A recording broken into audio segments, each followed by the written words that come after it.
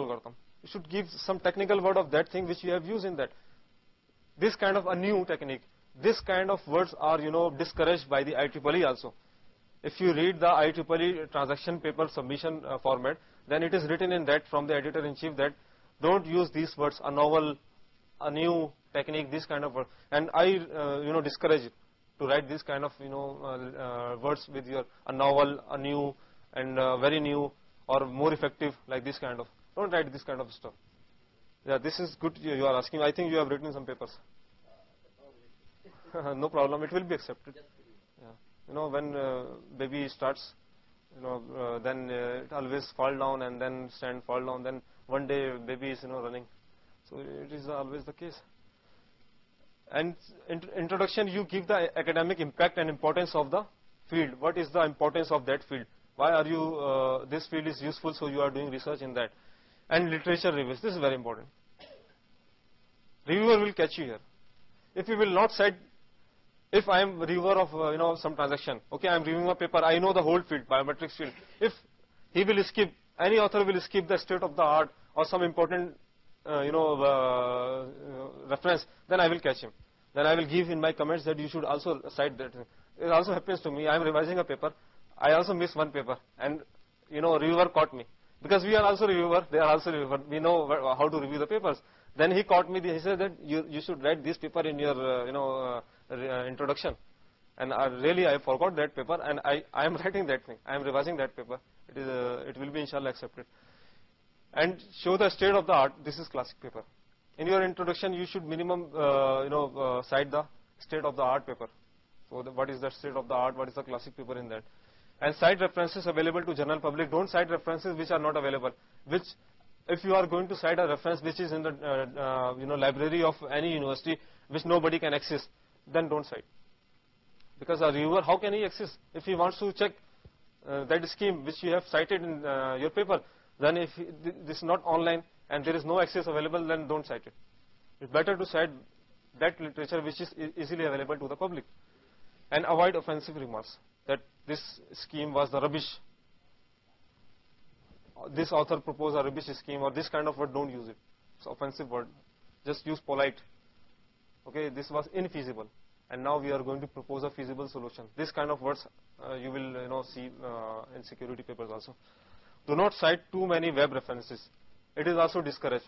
Whenever I see that, I also discourage this thing. That if somebody is writing a web page, then web page is have the lifetime of 1 year normally. After 1 year, you have to re-register again. So normally some websites are finished after 1 year.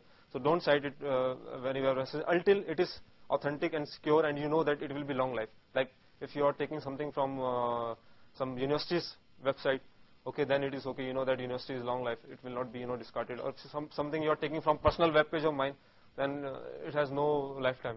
Maybe it will be discarded. And in introduction, summary of the major contributions of the paper.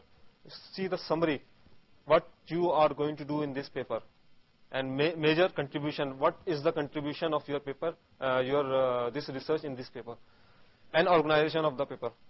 Means when you write the introduction, you write everything, and at the end you say, okay, rest of the paper is organized as follows.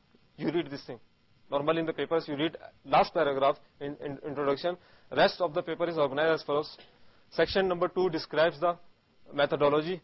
In section number 3 we describe security analysis, and section number 4 concludes the finding of this paper. This is the organization of the paper.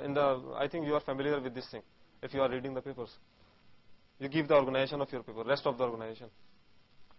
And in problem description and theory, you give the definition of all notations and variables, symbols, and mathematical equations. For example, you are using some mathematical notations. For example, exclusive OR. This plus, and then you write it is exclusive OR operation. You give some mathematical description and some brief introduction of the mathematical equations of that.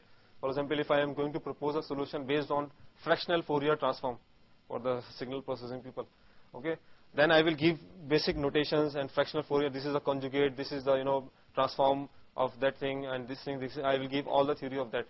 Then I will come to the methodology, in which main ideas to solve the problem. I will give the main ideas, main theory of that thing, theorem and proof, main theory. What is the theory? My theory I am going to propose in this paper.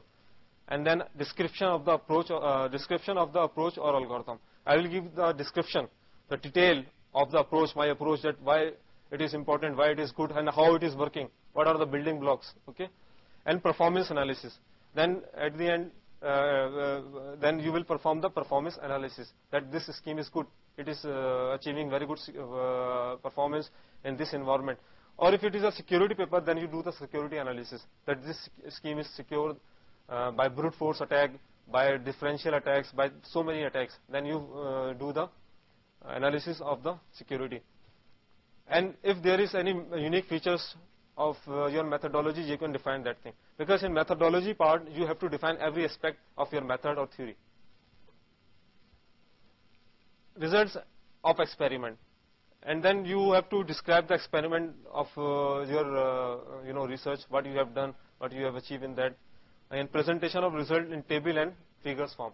Of course, you make curves, graphs, you do simulations in MATLAB or NS2, then you make some curves, or Excel. Some people are doing in Excel, they are making curves or graphs, they show and some tables, what they have achieved by the simulations, then they show in the tabular form or figure form.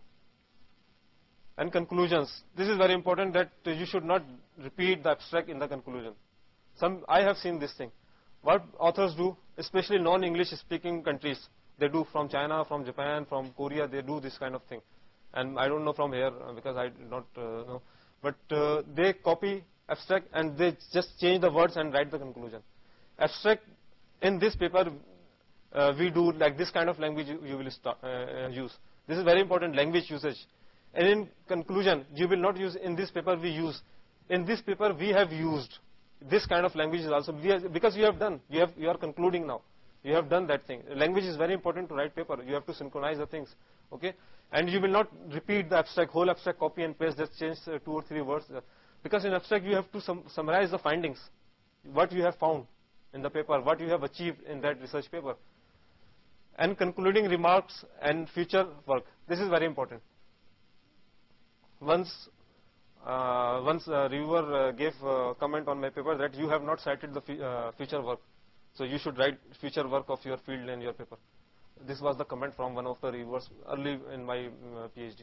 So future work, you should also write down future work of your, because the beginners or new people who want to do something, they should know that what are the future directions in this area. So this is very important.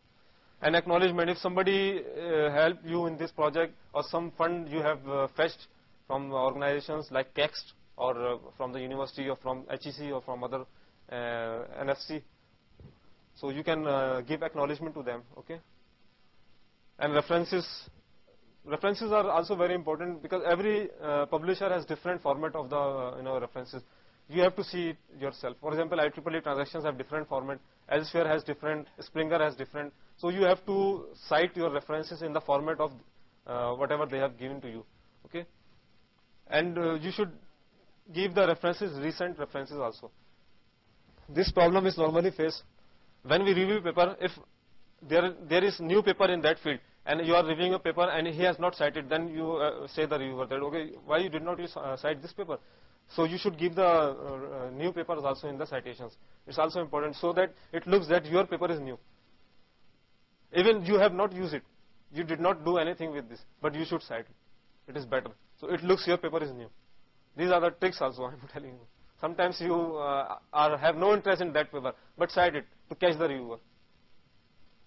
Give complete information. Just sometimes I found that somebody is not giving volume number and issue number. Just writing name, title of the paper, and IEEE in MIC 2008. Where is the page number? Where is the title? Where is the volume number? You should give everything, complete information. Don't hide the information so that I can easily search it. But nowadays search has become very easy. Just write in the search engine and you can easily get. But before it was very difficult to search the thing because we had to use to the libraries and search everything page by page and very difficult manual searching. But now life is easy. Just write down anything and just press search and then you will have whole world in front of you. And list appropriate number of references. For example, your paper is 4 pages in length and you are referencing 2 pages in references. So it is not good. Or for example, your paper is very big, 20 pages paper and your references are 5. So it is also not good. It should be, there should be moderate kind of references in your paper. is also important. This I am telling you the